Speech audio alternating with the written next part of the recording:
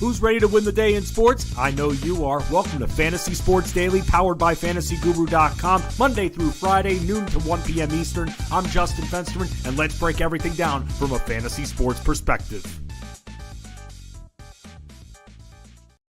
What's going on, everybody? My name is Justin Fensterman, and welcome to Fantasy Sports Daily here on the Elite Plus Network, powered by FantasyGuru.com, where you can find all of my work. Give me a follow on X and Instagram at Fensty Sports, Fensty Sports. It's great to be with everybody, especially in the pivotal Week 15 of our fantasy football season. This is a free show every single day of the week at noon Eastern. Ray Flowers hosts it Monday, Tuesday, Thursday, Friday, and you get me right in the middle. As you know by now, if you've been hanging out with me midweek, well, welcome back and welcome to all of you out there. We'll be taking some questions. We'll be joined by the fantasy Bosco, Rich Mileto. And with that, Rich Mileto from FantasyGuru.com, he is going to stop by and we're going to talk some streamers and also even team defenses for Week 15 and get you ready for the playoffs. What's going on, Danny? Good to see you. Happy holidays to you. I'll cover a little bit of basketball for those that are a little bit confused this week regarding the NBA schedule because of the Cup in the NBA's in-season tournament. They kind of streamlined the games generally this week. We saw this happen last year at this time. It was kind of a shock. I remembered them adding games as they went, but this year it's been one game on Monday, two games on Tuesday, two tonight, and then 3 tomorrow, and then we're back to our regularly scheduled program. For the most part, once Friday hits, we'll have more games, but the bets still keep on going there in the Discord of FantasyGuru.com. That's the NBA betting Discord where you can find me. You can also find me hanging out in the DFS NBA Discord at FantasyGuru.com. I want to remind you that we generally, when there's 3 games or less on these slates, we don't write up full-on articles, but we are in Discord. We are writing up our core plays, our favorite value plays for these short slates. So we're still there helping you out. Want to clear up any confusion on that. That's kind of how we've done things here at FantasyGuru.com because there are only so many players to choose from here. And really the big thing when you're playing these kind of contests is you want to get yourself a top scoring and the top scoring option. And that's why when it comes to who's going to be leading our lineups when you've got Giannis and whoever, although last night Giannis Antetokounmpo was there, as was Shai Gilgeous-Alexander and Luka Doncic. Tonight, though, in the NBA, we're dealing with some injuries, so we will talk all about that. But let's talk first about the NFL for the rest of the season here. If you haven't signed up because this is a free show, maybe you want to ride with the Elite Mafia. Maybe your season-long fantasy football games and contests are done. But you don't have to be done. For $65, the rest of the season and the playoffs at FantasyGuru.com, you get it all from the football side, from seasonal to DFS and wagering to constant bets going in to that Discord all of the hours of the day, which is huge, all hours of the day where you can find those bets in the Discord. It's all the access that you can handle for just $65 the rest of the way, not just until week 18, but through it for the NFL playoffs. So make sure you get on that when you go to FantasyGuru.com and tell your friends because it's about to turn the year and let's make 2025 the most winning year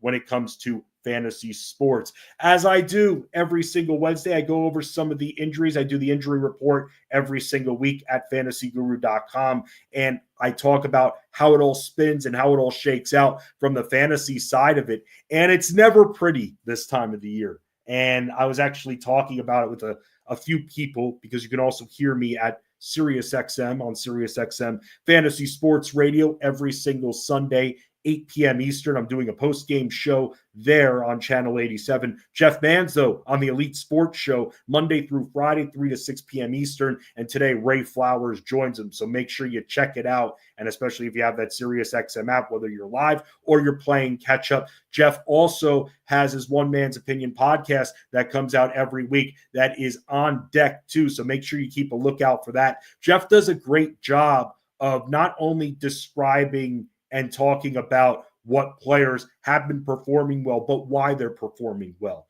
What's led them to performing well. It's not always as easy as even an injury and, oh, the next man up, now this person's getting flooded with targets. Jeff goes beyond that to make us understand the very complex game of football. So, Roll, good to see you as well here. It's great to see with everyone, and also happy holidays to everybody out there. It's a good time. Make sure you have fun. And also, when it comes to things like wagering, when you have a light night, sometimes you got to enjoy it.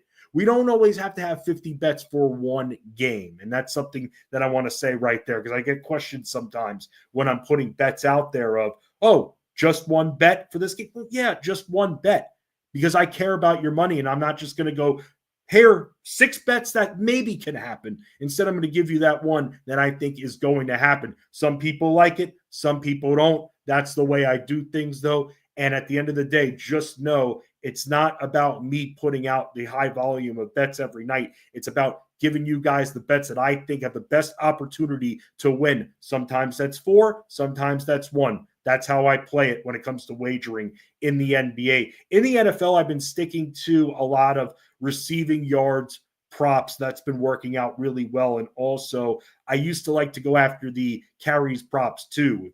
Someone running back was at 15.5 carries, 16.5 carries. I like that. We see those bets written up too.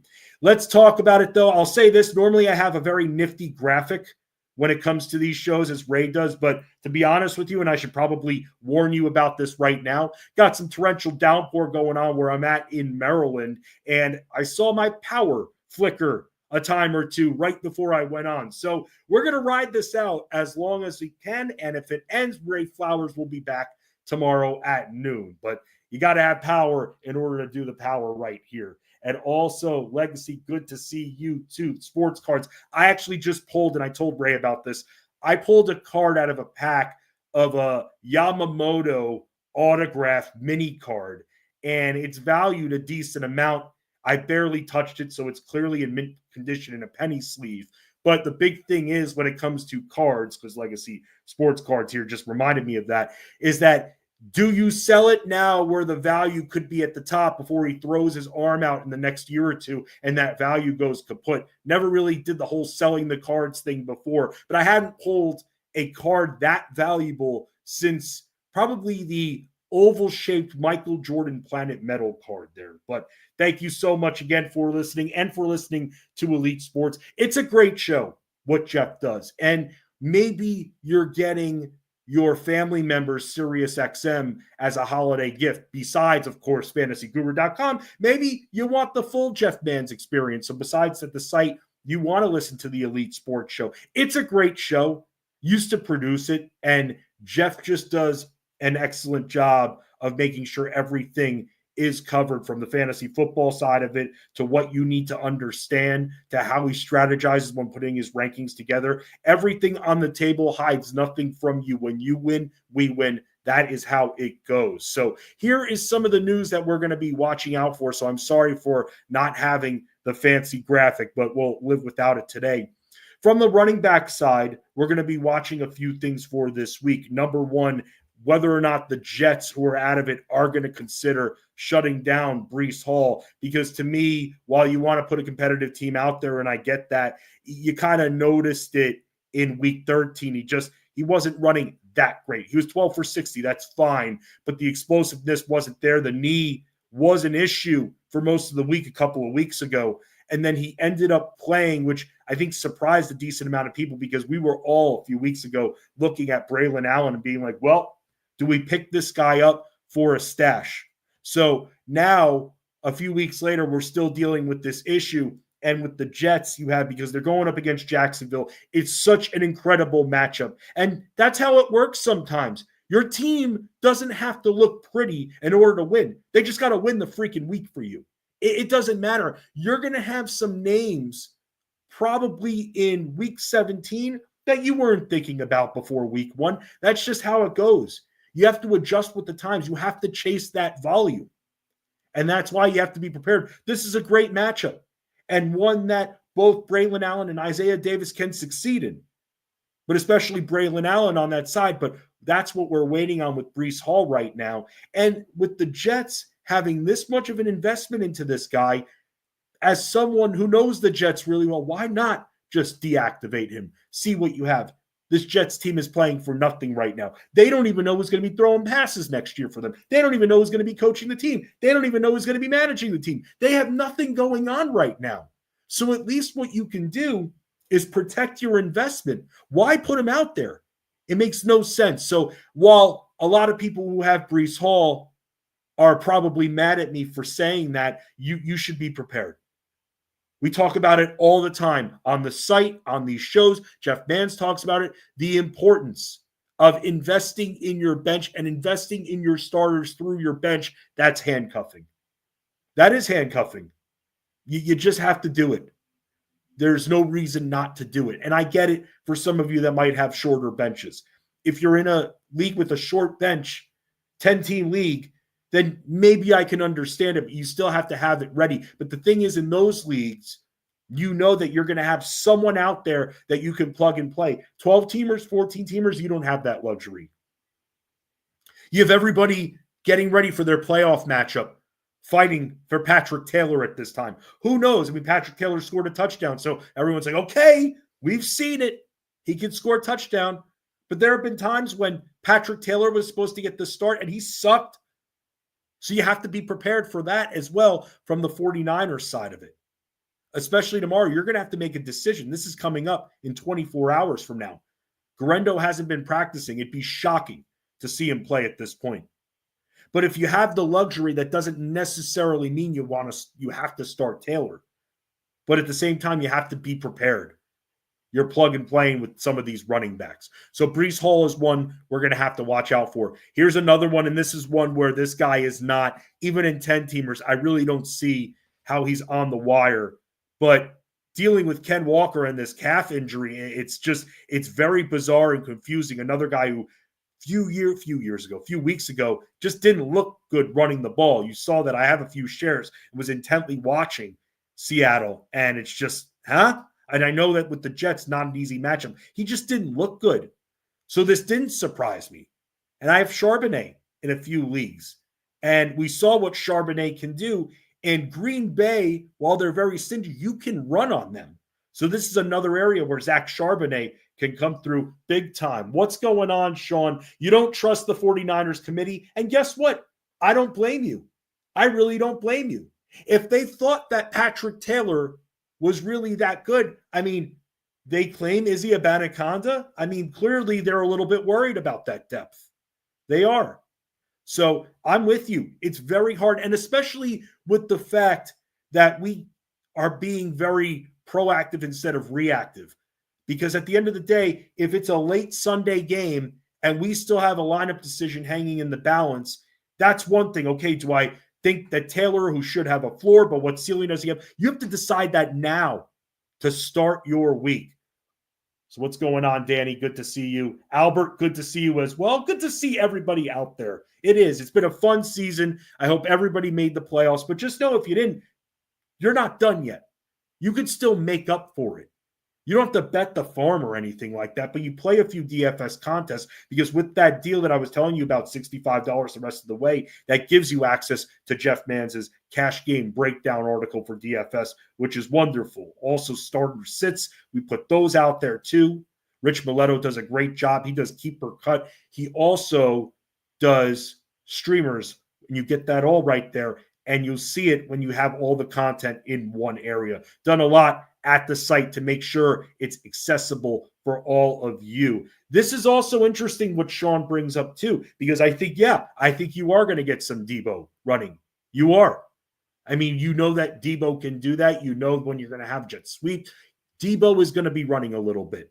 So yeah, that's going to create a little bit more of a confusing situation when it comes to San Francisco. The thing though about the Rams is that you could produce against them, and the 49ers will be able to do that in a multitude of ways. But on the ground and with what they're doing, you are going to see Debo used in that capacity. So back to Seattle after what we saw from Zach Charbonnet, where if anything going into last week's game, I was excited because in one of their previous matchups, you saw what he could do in the air So I knew that what Zach Charbonnet could do, like we all did when he was drafted. He can catch passes. But he's proven as well that he can handle the workload when given the opportunity. So that's another one we're going to be watching right now. I mean, you got to think when coach is saying that he needs more testing on the calf, you got to think that Ken Walker is not going to play. I'd be shocked if I'm writing the injury report and I'm not writing him as out. I'd be very, very surprised about that. Just very surprised. Bucky Irving, here's some good news. I mean, it all comes down to how the back is feeling. Obviously, because of momentum being all into his back, he's got to be able to move and shift around, and he can't do that if his back is constantly throbbing in pain. He is, though, practicing a bit from what we're seeing, and it's feeling a little bit better, expected to practice. I saw a piece of news fly right by. So when it comes to that right there, that situation is a very good sign. So we'll have to keep tabs of what ends up happening with Bucky Irving. But so far, the news seems pretty encouraging on his availability. George Pickens is another one that we're going to have to watch out for. Kind of surprising, popped up very late in the week. And it's weird because at first it was reported that he should be out there. Then he wasn't out there anymore. So we're going to have to watch out for that hamstring. Vlad McConkey with his knee, the same thing there. Justin Herbert, by the way, is dealing with a leg injury. And I don't think it's going to keep him from playing, but still has that leg injury, just something to keep in mind in case something does pop up late in the week. But we're all going to be watching Vlad McConkey, Will Levis with his shoulder injury, Aidan O'Connell, who when I was going on the air on Sunday, I'd seen a report or two that, wow, this could be bad. This could be his season over. Now we're talking about how he still potentially could play, even though I'd be pretty shocked about that. Will Dissly, who's been someone that a few of us have relied on for tight end production from the streamers, well, he's going to be set to miss a few weeks of action. So that's the reports that we're seeing on him. So at that point, we're going to have to look for someone else. And we'll bring on Rich Mileto. He's got a name out there. He's got a name, and he's brought this name up before. But I'm very interested to get his expectations for this specific tight end that he wrote about at fantasyguru.com that you'll be able to read about when you join us and you hang with us. Highest totals of the week, and then I'm going to move on to a little bit of basketball and then get back to football when Rich joins me. I mean, we're looking at that Buffalo-Detroit game there. We're looking to see what Josh Allen can do, and Josh Allen helping everybody. And it's great to see when a number one player and a number one pick actually acts like a number one player at their position. And for those that got Josh Allen last week, sorry about that. I feel your pain. It cost me a bye in one of my leagues. So Josh Allen scored upmost of 50 points last week. Now facing Detroit, that's going to be a very fun matchup with an extremely high total. So I'm very interested to see what happens. When you think about the Lions side for a second, there's a league where I have both Williams, Jameson Williams, and Amon-Ra St. Brown. And I've been rolling them out there. I got boxed out in an auction. Auctions are the best, but sometimes you just get boxed out in the middle rounds of the bidding. And that's what I did with receiver. And I had to go up a few bucks on Jameson Williams. But hopefully it's not the Tim Patrick show again. It better not be the Tim Patrick show again. We need full production here going up against Buffalo with a massively high total like this one at 54.5, because the next highest total is that Thursday night football game between the Rams and the 49ers. So I see why there's a lot of interest in general in the 49ers and what they're going to do, because this is a matchup where they should be producing. They should absolutely be producing here. The game flow is going to be quick, and it should have points in this one. Miami-Houston is another one.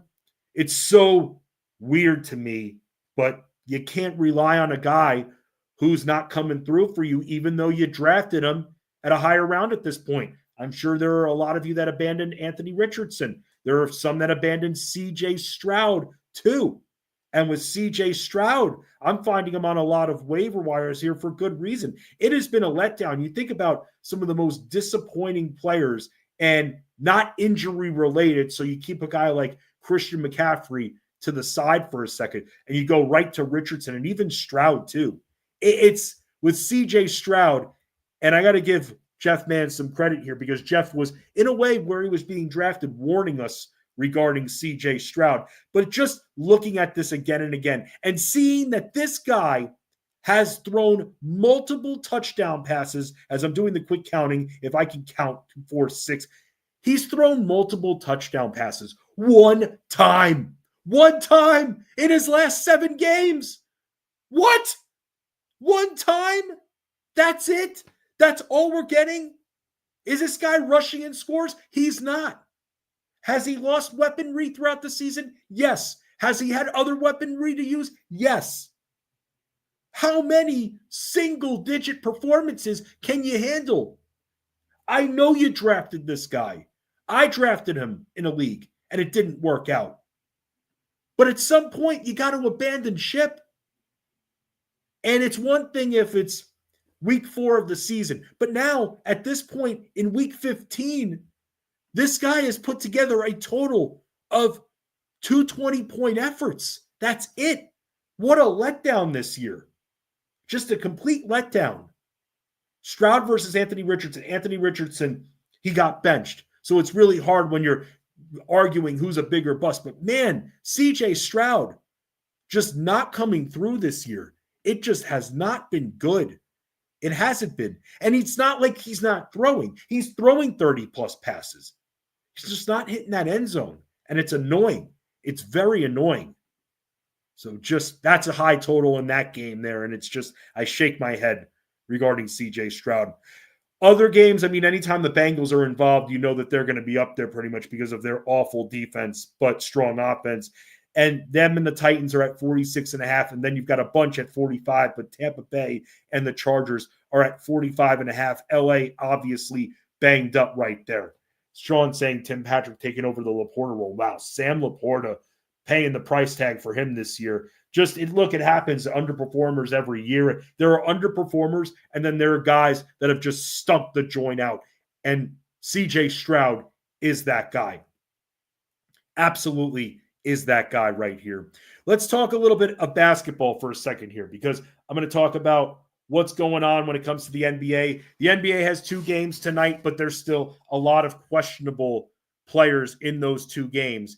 And just to let you guys know a little bit of a preview of what I do, I'll be posting a bet or two in the Discord sheets a little bit later on in the NBA betting. I will have a bet or two. There are a few things I'm trying to figure out because of the questioning. For instance, Alperen Sengun, if he's in, then he's going to be in a very dominant matchup. If he's out, though, there are assists to go around, and we got to take advantage. As you guys have seen by now, when it comes to NBA betting, I stick with a lot of low props, low assists, low rebounding, low rebounds plus assists. Sometimes I'll go on the higher side, but very infrequently because we're looking to take advantage of the pace. And for instance, one of our games tonight here features the Knicks and the Hawks in their respective quarterfinals in the NBA Cup.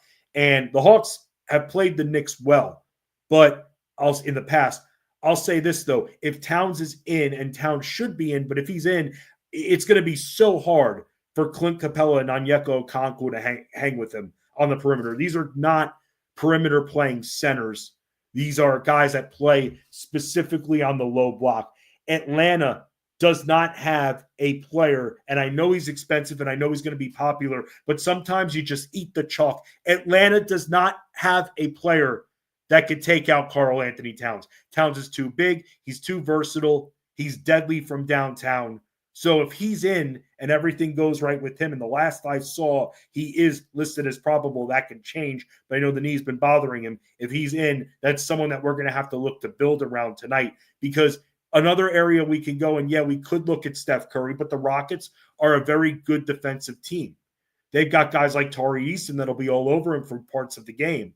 But Steph Curry's going to have to hit some shots. And luckily in this one, even though Steph Curry, because the Rockets are a good defensive team, the pace will still be quick. So when I start to look at that, because the one area, and I look for areas of vulnerability on these teams, I look to see where's the drop. Where can we take advantage?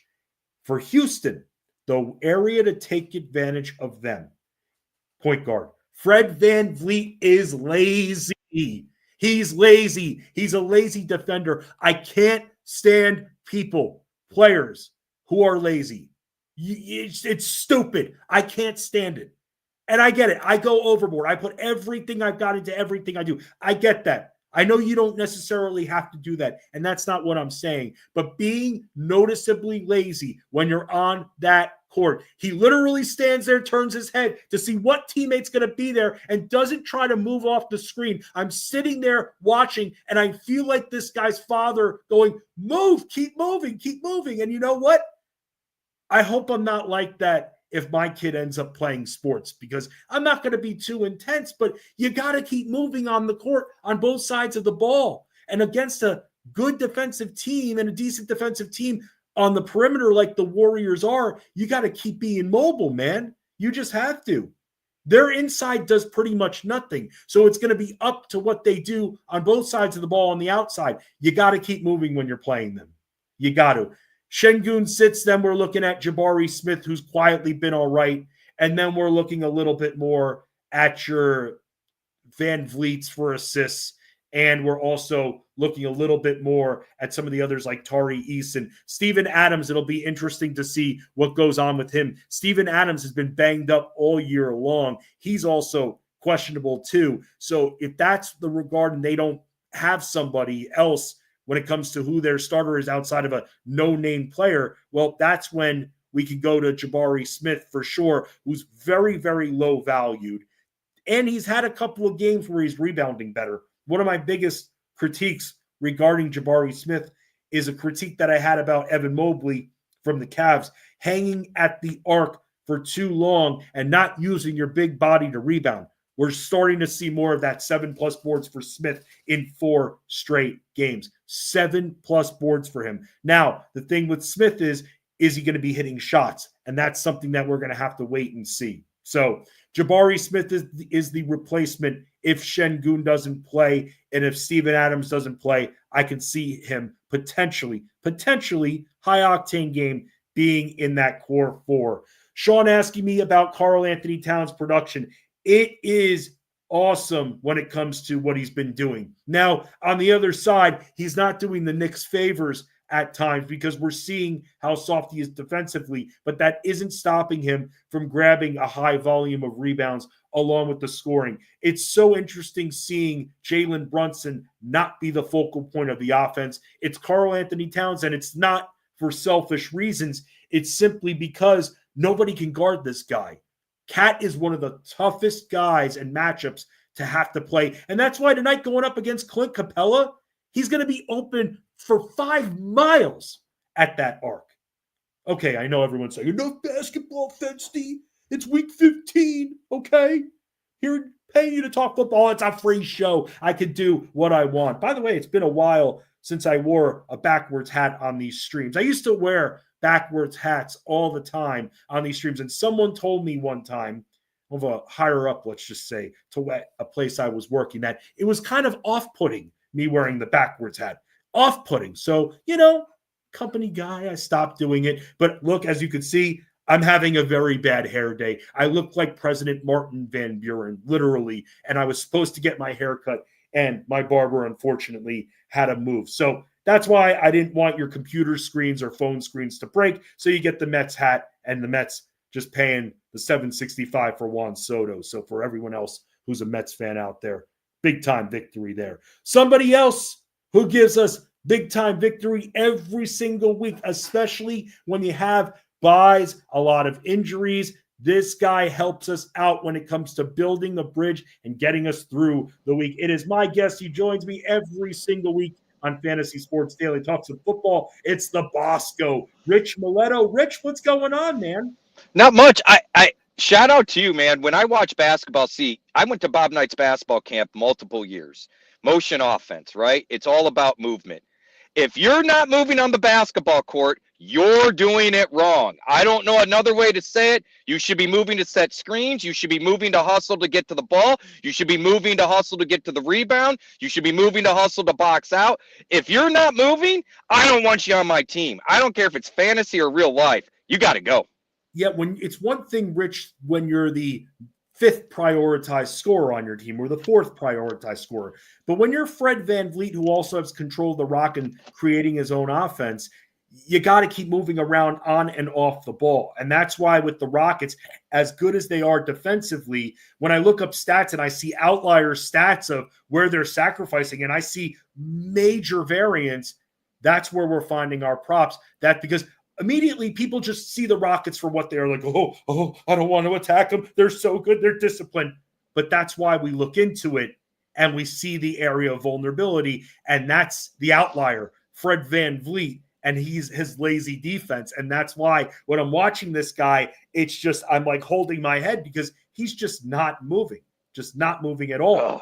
So that would drive me nuts as a coach, man. Oh, dude, I'd be throwing chairs. Yeah, I'd be throwing chairs. You would be Coach Knight at this point. You would be Coach Knight.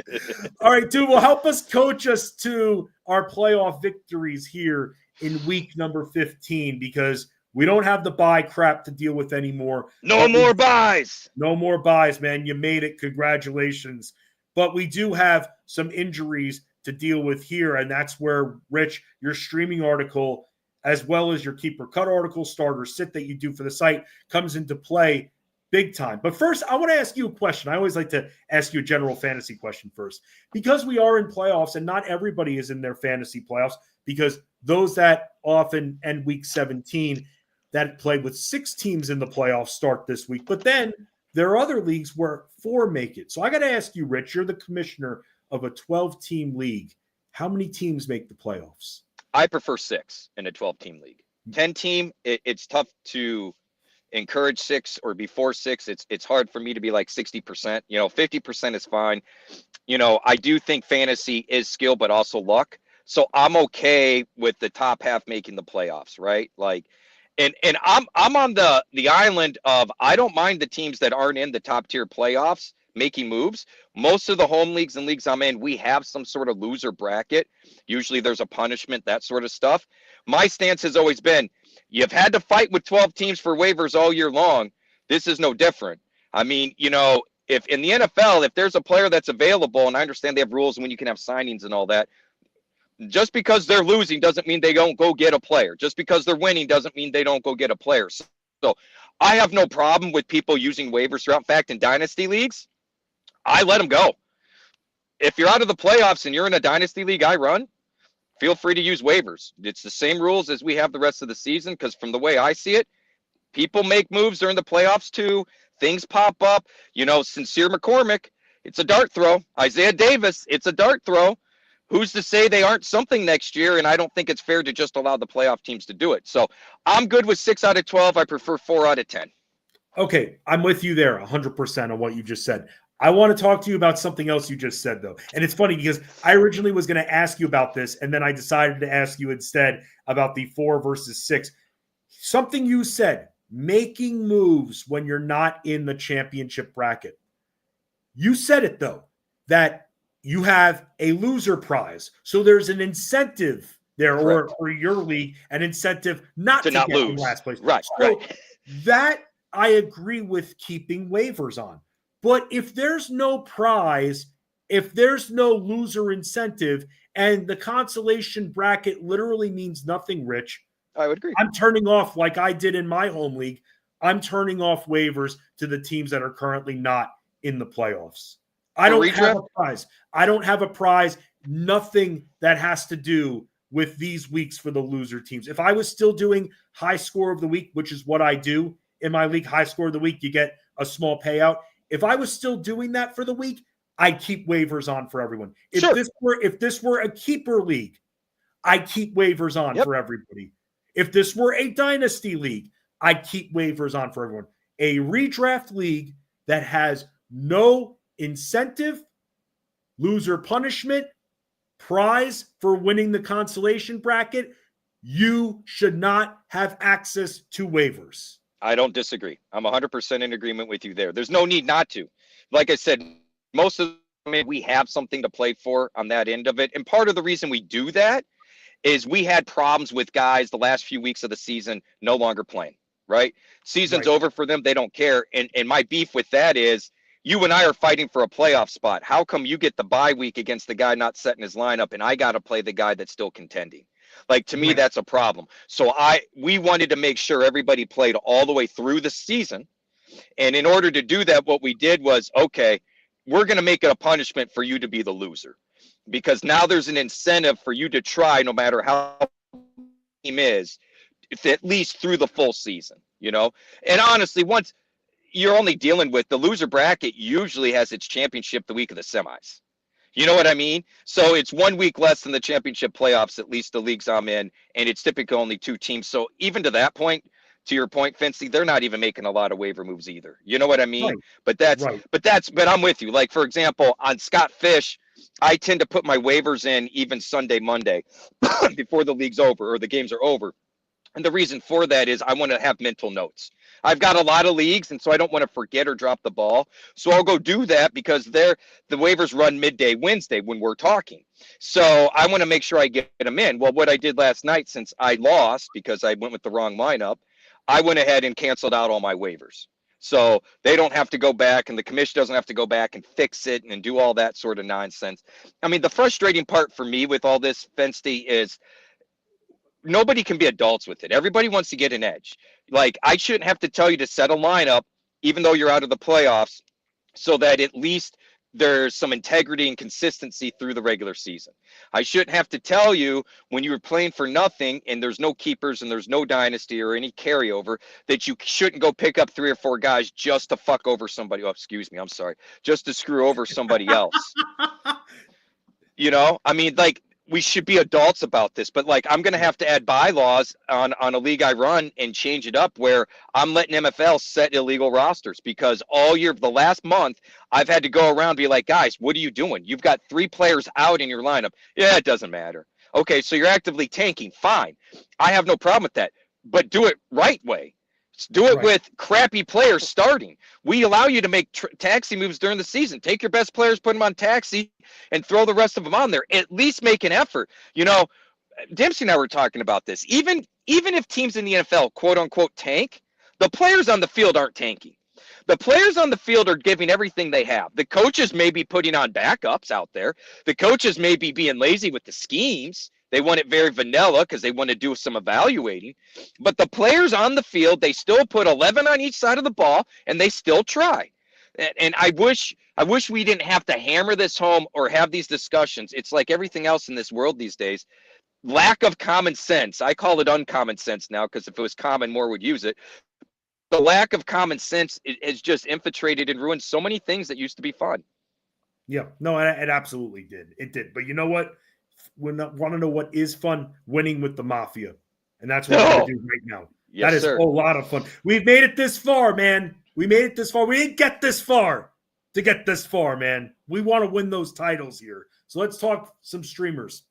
Start with the quarterbacks, man. I mean, who are you hanging your hat on for those that might need a streaming option? Again, no buys this week, but those that are maybe sick of it regarding, I was just, Rich, before you joined, I was talking about CJ Stroud and how you can't trust the guy and how he's thrown for multiple touchdown passes once in his last 7 weeks. So is there maybe another option that you would consider on the wire to start instead of him?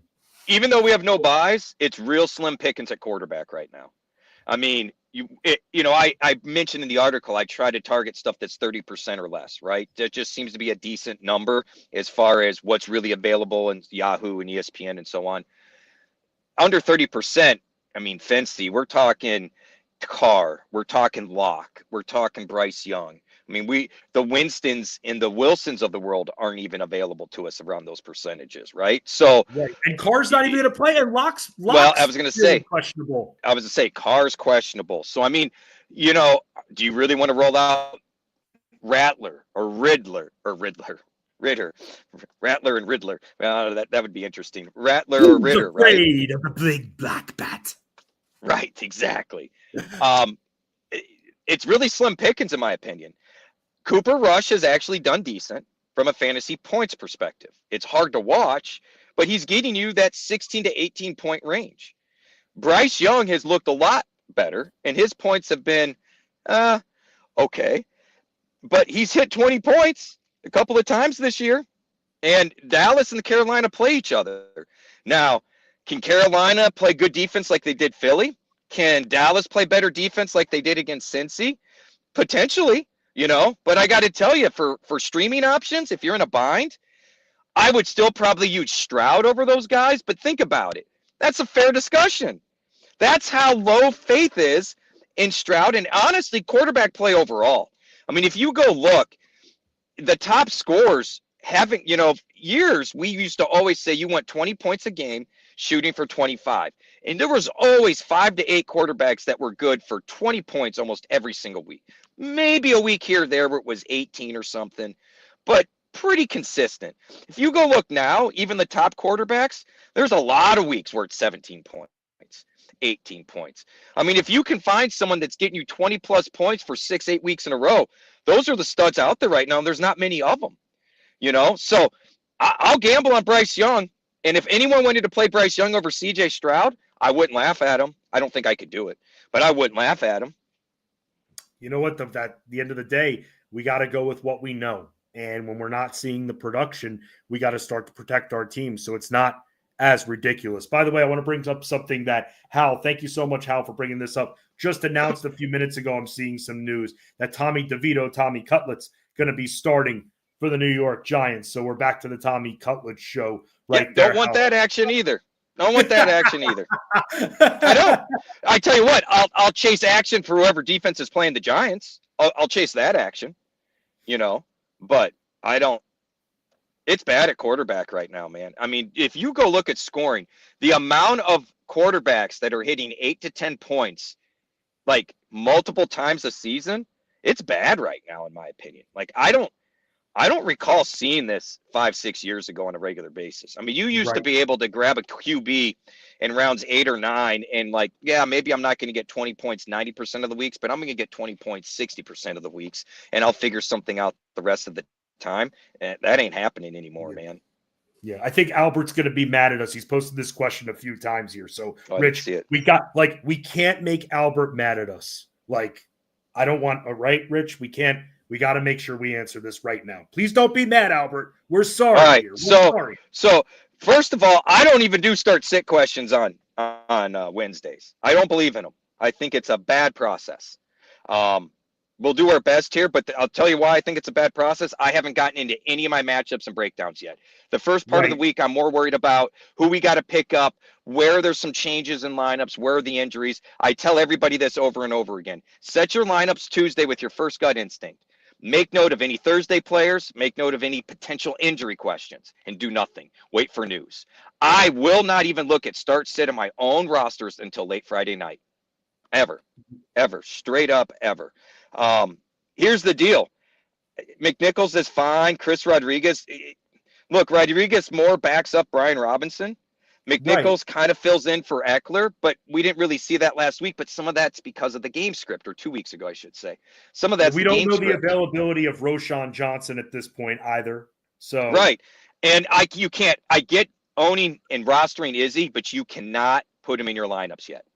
No. If you are super desperate and are willing to take a 0 in the hopes that you get 8 points, that's a fine play. But I can't do that. And Vidal, I can't trust him. My gut feeling is you go Nichols, but let's get through the week and let's see what the availability is, because quite frankly, Tyler brought this up. The offensive coordinator in Chicago right now really runs a scheme that's better for straight line running, which is better for Roschon than it is Swift. And Swift has struggled mightily the last 2 weeks. Yeah. So if Roschon's available, for me, it's between Roschon and McNichols, but we got to find out if Roschon's available first. Yeah, that's the other thing. That's, again, we got some injuries that we're going to be watching out for. Tight end injuries, by the way, I was seeing Dalton Kincaid should be practicing, seeing unrestricted. David Njoku, though, didn't practice. And this is someone. Yeah, that's a bummer. Yeah, that's a really bummer. Sucks, that's a concern. Because he's been really helpful. And there's clearly a rapport. Top 5. Yeah. He's top 5 since Watson went down with an injury. Top 5. Fensty, we've been scrambling for tight end all over the place. Like, if you had Njoku, you may have dropped him by week 7. But if you have Njoku still, you've been loving life. He is probably one of your most consistent, safest plays. You just know you use him, and you take the good with the bad. Right. That's what I'm thinking as well. Someone that you could pick up, though, that's out there, Rich, let me know what your trust is, because he's still out there, even in 12-team leagues. He's a veteran, Rich. Maybe not as old as you, but Zach Ertz. What do you think about him? I mean, Zach Ertz over the last few weeks, I mean, this guy before the bye was being targeted 6+ times in 4 straight games. He's scored in his last 3 games. And I mean, he's going up against New Orleans. I get that. And with New Orleans in their situation, I know Washington could get a lead and then start the ground and pound. I understand that. But if you're dealing with this situation right now, I mean, is he someone that we should covet? I mean, if not, who else do you think that we should potentially stream at the position? Actually, you want a streamer at the position that I don't think too many people are on. And then I saw Howard Bender was on him last night, and I wanted to punch him. And I love Howard. I mean, no disrespect for Howard. He knows tight ends better than anyone. I would say he's a tight end whisperer. So it was kind of cool, right? Daniel Bellinger. Okay. You know, we were just talking about DeVito. Bellinger, even with Locke, I would say DeVito's more likely to use the tight end than Locke would be anyway. Bellinger had 5 for 45 this past week, man. I mean, and Theo Johnson up until this point had been consistently doing well, you know? So, right. But I like Hunter Henry more than Ertz. Ertz is fine. The problem I have with Ertz is 2 of the performances were kind of fluky in that you had the 2 touchdowns and you also had the week where he basically did nothing until the 4th quarter, right? But that said, he's playing all the snaps at tight end. He still is serviceable. So I don't mind streaming him, especially if you have Njoku. And I see Albert's question. I don't think it was a veteran day for Njoku because they straight up said he was day-to-day. They don't normally do that when it's a rest day for a vet. The report was he's day-to-day with a hamstring. That's dicey. Normally you see no injury being reported. Like Zach Ertz. Right. Zach Ertz never practices on Wednesday, but there's no injury ever associated. He just never practices. Right. You see that with Hill all the time. DNP, but no you listing see that with half the freaking league all the time. I know. That's Wednesday. That's why everybody that freaks out with Wednesday reports, I'm like, folks, at what point are we going to recognize that Wednesday is nothing but a rest day and to ignore it? And by the way, can I drop this in? Yeah. That's why we don't do the Wednesday practice report anymore, because perfect. It was useless. It's irrelevant and everything. Hey, don't say my assignments are useless, Rich. Well, I'm not. Look, and your injury report is huge. I reached out to Phil on it because he was going through it on Friday. I happened to catch the show.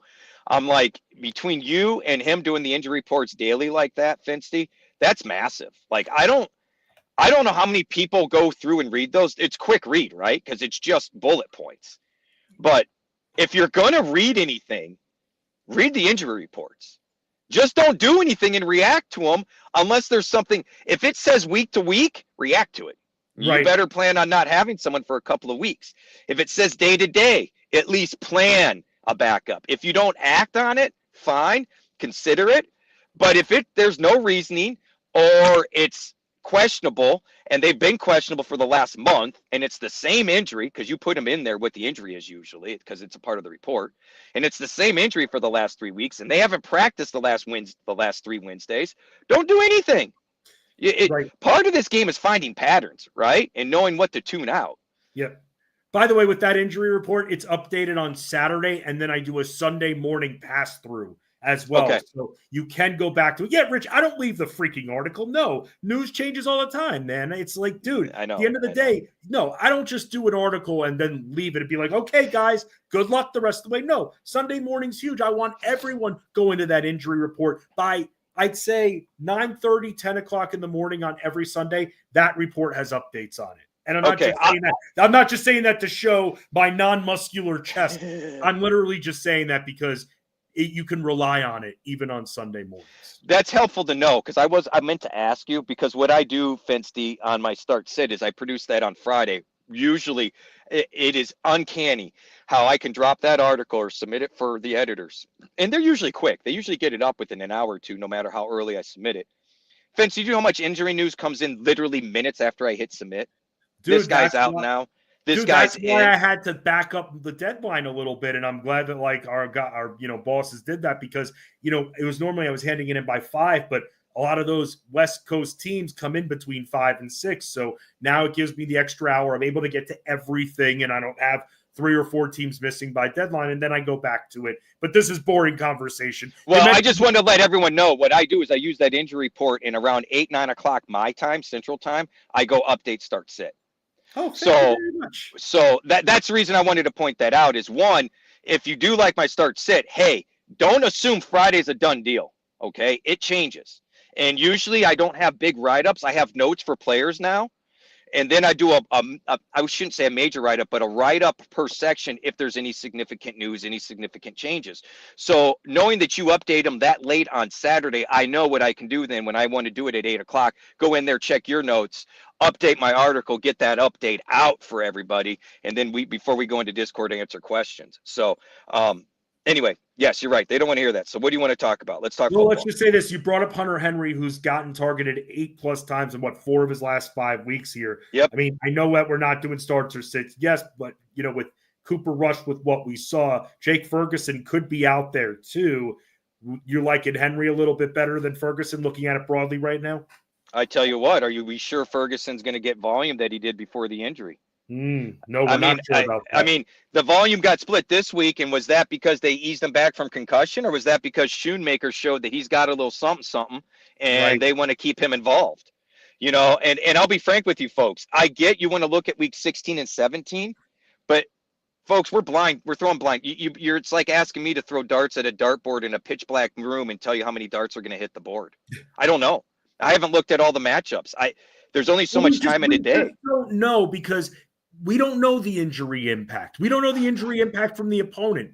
That's why these questions are very difficult to answer. And you know why we're getting these questions, Rich? I'm just letting you know. It's because there are a lot of leagues where, it's a lot of leagues where now that's playoffs, waivers are turned off, or waivers are about. Oh yeah, they are. There are some that do that. Our buddy Adam Ronas, I believe, plays in a league where waivers are turned off at this point. Elite Mafia leagues that way.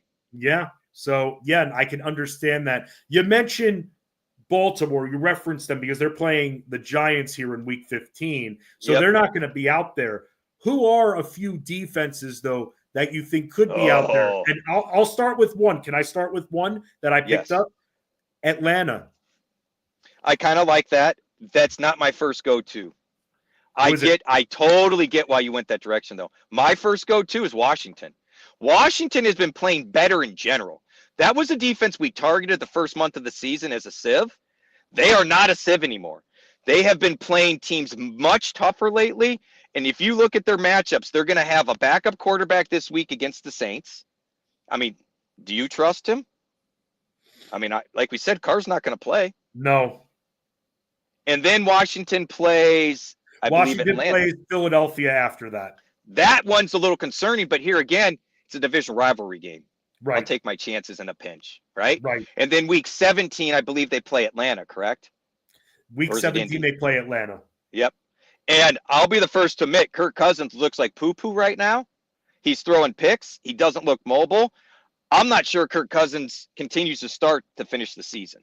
Wow. What a take. All of a sudden, the Drake London owners, very nervous. Darnell Mooney. I benched Darnell Mooney in a league. I'm stacked at receiver, but still could have flexed him out there. And I put Swift in there ahead of him, which I'm kicking myself at now. But I was because with if Kirk Cousins not going to be able to hit Mooney with the long ball or anything, then he's going to give us the 6 points he'd given us the previous couple of weeks leading into last week.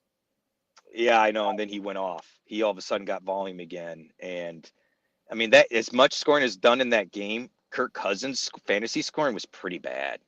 I mean, if you look at the total points in the game was 70-something, 60-something, and Cousins barely did anything. I mean, he had the yardage, but it was, and I get it. Brian Flores knows what makes Kirk Cousins tick, and I suggest that was potentially a problem. But if you go back 2 weeks, Fensty, and look at Cousins' play, it's been. There's a reason he got the vote of confidence this last week. He's our quarterback. You know what I'm saying? Like, to me, that kind of that I'm not into coach speak, but when a coach says something like that or ownership says something like that, what that tells you is the player's not doing well. When you say what you just said, you know what it makes me think of? It makes me think of when T.O. started crying when talking about Romo. It's my quarterback. It's my teammate. It's not fair. Leave him alone. So, by the way, Kirk Cousins over his last 4 weeks, 0 touchdown passes, 8 interceptions. Oh my gosh, dude. Yes. I didn't realize it was that bad. I knew it was bad. It's beyond bad, bro. Right. So here again, I tell you what, though, Fensty, that brings us a great point to the defense. Target defense is playing Atlanta. Right. So then that would mean the Raiders are going to win someone their playoff week. You know what? Would it shock you?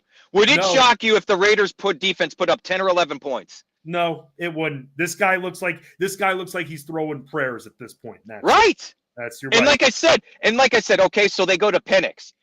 I hate to caution everybody, but that doesn't necessarily mean huge improvement. No. I mean, let's look at Bo Nix. He's done amazing this year. The first month of the season, it wasn't this way. No. Now it takes some time. Now he's making better throws. And it's also clear, by the way, Rich, that with Denver, who I feel like now the last couple of years, they've been a game of musical chairs regarding who they have available to them. I feel like Bo Nix has found a couple of players to lock in on. Devon Vele, someone that he's locked in on a little bit more. And we've seen gradual improvement from Bo Nix throughout the season. Yep, and both with his reads when he's getting rid of the ball. I mean, that ball he threw to Mims 2 weeks ago, dude, that blew me away, man. I mean, that was a small window he threw that ball 40 yards down the field in. Right. Rich, tell everybody where they can find you, what you have coming up on the site. So, streamer article will be out today. It's already been submitted. There are some notes. I noted Kirk Cousins in there. I wish I had known. I had dug deep enough. I didn't realize it was that bad. I mean, it's really bad, folks. I put in there on the defensive streamers this week. I did list matchups the defenses play for this week, next week, and week 17. Any of the matchups I like, which, for example, Arizona on paper is bad, but the last 3 weeks, Kyler Murray keeps throwing picks. So for me, I'm okay attacking that matchup. So I put those in bold for everyone. I want to point out on Tyler's waiver article, he did note on for quarterbacks and defenses for his waivers who they were playing in the next couple weeks. So if you are looking forward to week 16 and 17, I recommend checking those out. But the streamer article will be out today. Then we'll have start sit that drops on Friday. I'll be in the Discord channel as I can here and there. I would recommend if you went start sits or this early, let's stick to Thursday night. And Fency brings up a good point. We don't even know the injuries for this week, let alone injuries for week 16 and 17. So let's just try to keep an open mind on that and, understand that it doesn't do a lot of good to lock in on your players on who you're starting and sitting on a Wednesday before 2 weeks before games get played. Absolutely right there at Fantasy Bosco. You can follow Rich on X, the artist formerly known as Twitter. I'm at Fensty Sports. I'll have later today in the DFS NBA Discord, I'll have some plays written out. Armando Marcel and I have been getting together and writing out plays together for the 2-game slate tonight. Also have a couple of bets in there Friday. I'll have the injury report out there too. This has been a lot of fun, Rich. Thank you so much again for joining me, man. I don't know how many playoffs you're in. I'm guessing every single league you play in. So good luck in your playoffs. Thanks, man. You too, Fensty. Yes, and to everybody out there, again, $65 for the rest of the season and the playoffs when it comes to football. And let's see, don't thank them. Oh, okay, that's loud. Okay, that's not nice right there. Thanks a lot, all in one show. Look at the haters out there for Mileto and Fensterman right there.